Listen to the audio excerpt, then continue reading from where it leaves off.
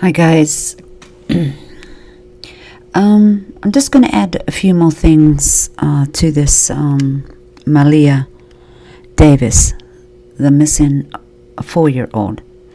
Well, I was kind of looking at the pictures of the camera at his apartment with the laundry basket and a photo of her and him coming into the home, into the apartment. And then on the day he left, Maleah did not leave the apartment, but he only took his little 1-year-old, 2-year-old son. But in that basket, now I can see, now you guys need to go look at that picture and make it bigger for yourself. I see a shoe at the upper right in the basket, the right side, and it looks like a shoe. But I'm kind of seeing that because I believe that she's in that basket, in that laundry basket. That's the only way she could have got out of that apartment, was in the laundry basket. And she is not alive. And it's obvious, and that's in my opinion. But there's also his t-shirt he's wearing, his sweatshirt or whatever it is. It's black, right? It's black. Now, on that particular day, he was going to pick up Maleah's mother from the airport. This is what they say. That's what the mother says. That's what he says.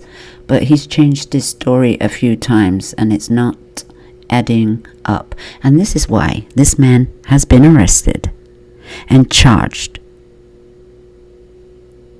And it may be upgraded to second-degree murder soon. And, at first, his defense were asking for $5,000 bond. And then the prosecutor said more like $500,000. But the judge made a $1 million bond. But that will probably go down soon. But either way, he's not getting out. Because the judge stated that the reason why he put $1 million bond for him to get out was because he believes that he will be charged with second-degree murder felony. And he also will go back to what he was wearing that day. He was wearing his black sweatshirt, what he had on in the picture, as you can see. But when he went to the hospital, he had for somebody that's was knocked out for 24 hours, in and out of consciousness, like he said, I sort of came to, I was in the truck with 3 Mexicans, and I came to, then I kind of went out again and came to. I mean, this was from 6 p.m. Friday up to 6 p.m. Saturday night. In and out of consciousness. When I finally came to, he didn't really say where he was. Not exactly, but he said he walked to the hospital and with his little baby. And like I said, he came into the hospital with a nice white sweatshirt on. Did you see that? And you can see that in the picture. It's white. It's not dirty. I mean, where was this man? Was he in the bushes? Was he laying in the grass? How did he change his shirt? When did he change his shirt? I wonder if he was asked these questions. When did you change your shirt? you know, he could have changed his shirt for I know, but it's just a little thing that I need to point out. And it's nice and clean. And this, like I said in my last video, this little boy is only, 1 year old or so. He's still in diapers, right? How come this boy is not hungry and thirsty, or he got a diaper on? Now, was it soaking wet? What condition was this diaper in? Had he pooped his pants? What? Do you know what I mean? These questions are popping up in my head. Now, it don't look right. And now, the pictures of his forehead, that little gash he had on there, that's nothing. Now, how could he get knocked out for 24 hours in and out of consciousness? And like I said, how come this little boy didn't run off? Run into the road, wander off? Did he stay right by his side and go to sleep right next to him? I don't know how this little boy didn't wander away. It don't sound right. It doesn't sound right. And then the mother said she broke off the engagement. Well, she kind of didn't say she broke off the relationship. She just broke off the engagement. What does that mean? When you break off an engagement, that means you're done with him, right? So I don't understand that part. Okay. And then, at first she stuck by his side and said, he's a loving stepfather. They're not married. He's a loving stepfather and he loves my kids, his kids. And he, she don't understand. But now she's changed her story. Now she changed her story and said, he's abusive and he abused my kids. And now he could sexually abuse her kid. Now, I'm beginning not to believe a word that comes out of her mouth. It doesn't matter what she writes. And effing this and N this and F this and F that. Yeah, you loved your child. Yeah, that's what you say. But this man, now, all this allegations and her children being taken away because of the CPS saying there's some kind of abuse going on. The kids were taken away, put in the custody of a cousin or an aunt or a grandmother. And then they were given back, but the social workers were to go visit once a month and to look at the children and make sure, they haven't got no more marks on them or whatever they do. But apparently they had not had their first visit by the time Maleah has gone missing. I don't know what happened there, but apparently that's what they're saying. Okay. But now this mother says all this has been going on because now she feels that she's being threatened by the public. She can't go out in public because she can't go nowhere because she's getting named called. She's getting a shout out as you got some answering to do. Oh yeah, the mother's got some answering to do. Because people aren't believing her now because of the simple fact she's changed her story about going into her apartment. She didn't know her child was there. He snuck her in the bedroom. He snuck her in the house without her knowing. He took her out of daycare when she thought she was in daycare. A bunch of different stories that she's coming up with. Now, I was watching a video and they brought up that, she went to her father's funeral. And apparently he had died in April, like 11th or something. of April. And she went to his funeral towards the end of April. Now, he got buried on the 27th of April. Yeah. So, I don't know if that's common. I mean, it could be common, that people don't get buried right away. But normally you do as quick as possible, but he didn't get buried to the 27th of April. Now, apparently she went on the 30th to the funeral. I know something's not making sense here. I don't know. I'm just going to say it. If she went on the 30th to her father's funeral, but he was buried on the 27th. I don't know. Could be wrong. Somebody's made some mistake there or something. Or she didn't go on the 30th. She must have went before the 27th. If he had a funeral on the 27th, then she would have flew there the day before. She would have flew there on the 26th of April. So some things ain't making sense unless I'm just not getting all the information. Because she's apparently changing her story, because now she don't believe nothing he says, and now she's trying to defend herself against the public, because they believe that she was not taking care of her kid and protecting her little girl like she should have been.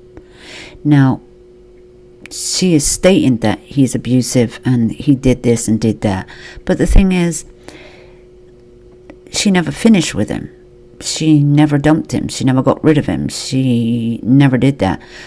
But there's one thing she did do that she didn't like. I mean, this was that she didn't like. This is why she broke off the engagement.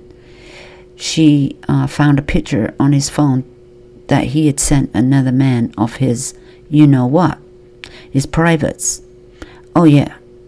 And that pissed her off. And that's why she broke off her engagement. But she didn't break off her engagement when he was abusing her daughter. And all these accidents were happening. And she fell on the table. Listen, I know kids walk around and bang themselves on tables and stuff like this when they're little babies. And they're learning to walk. And they be, falling all over the place, and they knock their heads on the tables or whatever. But this little girl is not a baby. So how did she fall and tumble and hit her head on the table? Well, she could have. Well, I guess she could have. But it caused such damage to her face that both her eyes were swollen, and she looked like she had been punched in the face. And she had to have brain surgery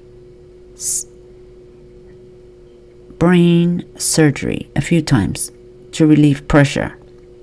Now, she had a big swollen fat eye. So how did that cause her head to swell? Her brain to swell? Well, things like this, you would not get your kids taken away if that was an honest accident that she fell on the table and suddenly, well, every kid would be taken away from a parent if that was so, because, a lot of kids fall and get bruises and everything on their heads, little knots on their head. I mean, accidents do happen. So, there must have been a a better reason to take them kids out of her care for the time they did and put them in relatives' hands. Yeah. Well, the thing has happened now. He's been charged with, these offenses, but they haven't found Maleah yet. And his charges can be upgraded. They've already found blood. And he's already said to the police that there shouldn't be any blood in that apartment because, he never said that, I cut my leg, I cut my arm, something happened. He had no excuse for blood. He said there shouldn't be no blood. But why was he buying a bottle of Clorox bleach and clean the house up? Bleach the house up. And there's traces of cleanup in his apartment. Right. Now, this isn't looking very good for him, is it? Clean up a lot of blood. And this ain't just a little bit of blood. This seems to be a lot of blood. And now, I don't know. Maybe he's done more to her than we think. Like, dismembered her. Or something like that. Because, number one, he had lighter fluid. He had a gas can. And he had bleach. And he had a laundry basket and garbage bag on top. Now, who was in that garbage bag, we'd like to know. Well, my suspicion is that poor little girl. That poor little girl was in there. And she never left that apartment alive. Now, his story, it just ain't making any sense. And plus, he's changed it. Now, if you're telling the truth, your story, as you know it, will stay the same.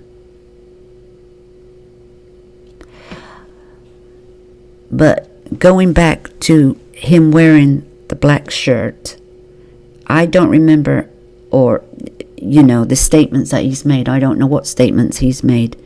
But did he tell the police that, I changed my shirt on the way to the airport to pick up her mother?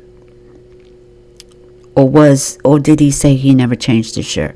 Because when he came into that hospital, he had a white sweatshirt on. And as for the car, if somebody's going to hijack you, okay, they're going to hijack you. They put him and the two kids in their vehicle, in the truck, right? So what were they doing? Did they want the car or did they want the kid? He says, like he had a flat tire.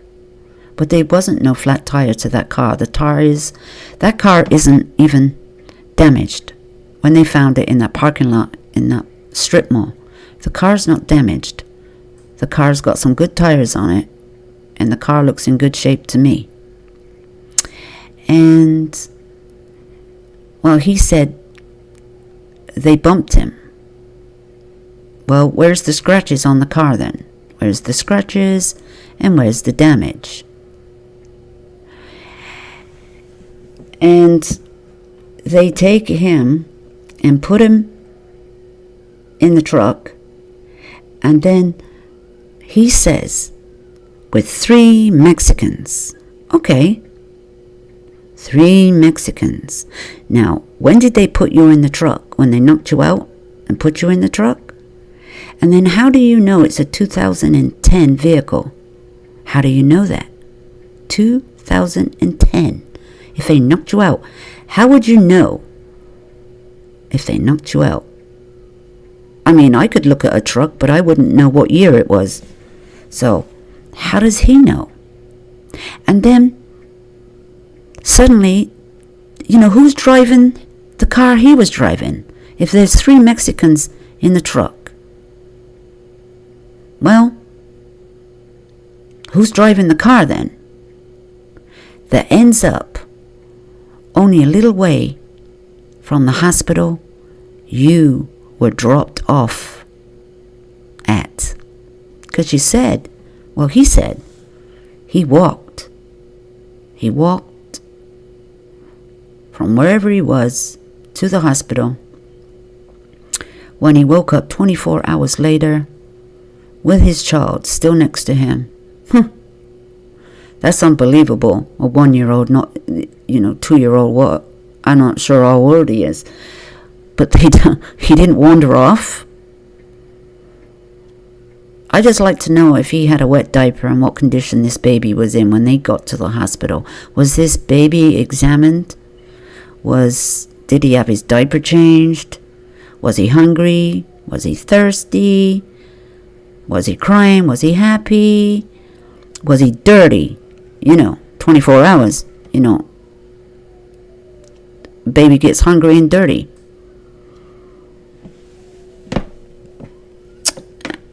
And he said he was only knocked out.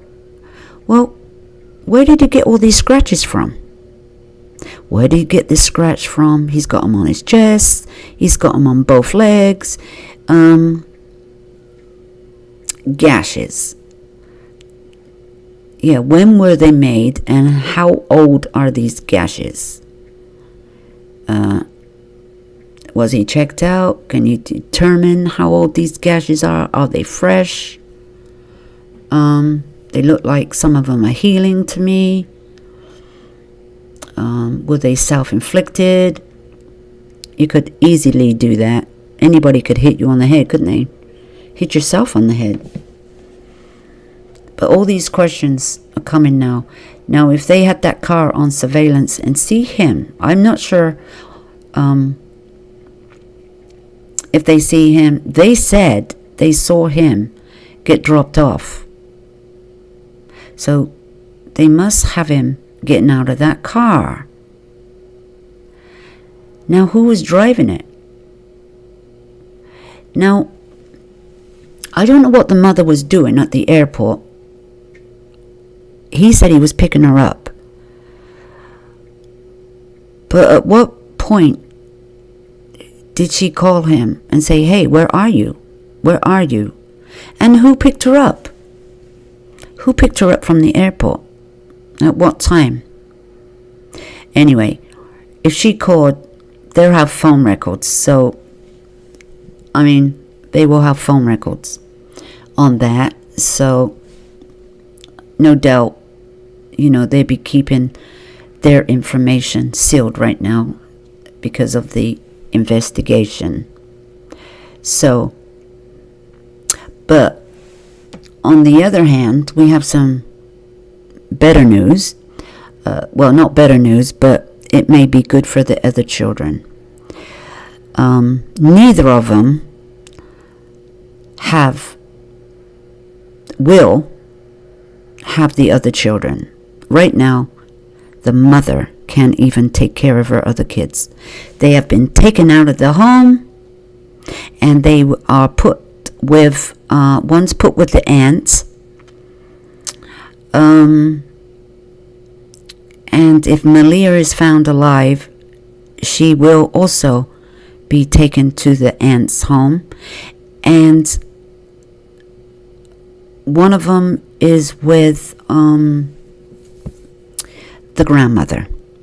So now she don't have her other children once again, because now the CPS has taken action as they feel that these kids may be in danger, and to keep them safe. Hey, you don't get 1, 2, 3, 4, 5, 6 different chances, do you, to prove yourself? Parenting classes. They were supposed to take parenting classes, but they never even started their parenting classes. Well, some people shouldn't have their children back, or don't get their children back, because they have not completed a parenting class as ordered by the judge. Now, how can you get your children back when you haven't even completed a parenting class? Hey, I've heard that people cannot get their kids back until they've done a parenting class. Now, these kids were given back even before, they hadn't even done one parenting class. They hadn't even completed it. So, these are little pointers I'm bringing up. The search for Maleah has been put on hold. They're regrouping. And there's been a lot of rain and stuff that's held them up. And the water is knee-deep. In some places where they were searching, they can't do nothing right now. But they're doing different options. They're searching other places, but the place where they were really wanting to search is underwater. So this is making it difficult. So they're not going to waste their time right now in efforts of doing the impossible. So I think they're going to resume, as quick as they can, though. As quick as they can. So there's a little updates on this case. Let's have a discussion and your thoughts and your opinions on, what you think that's happened to this little girl. It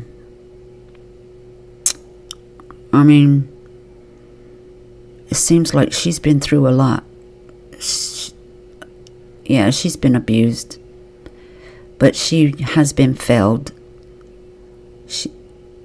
by many, especially her mother. Her mother is, this is her daughter. And she has failed her miserably for a man. And thank you for stopping by.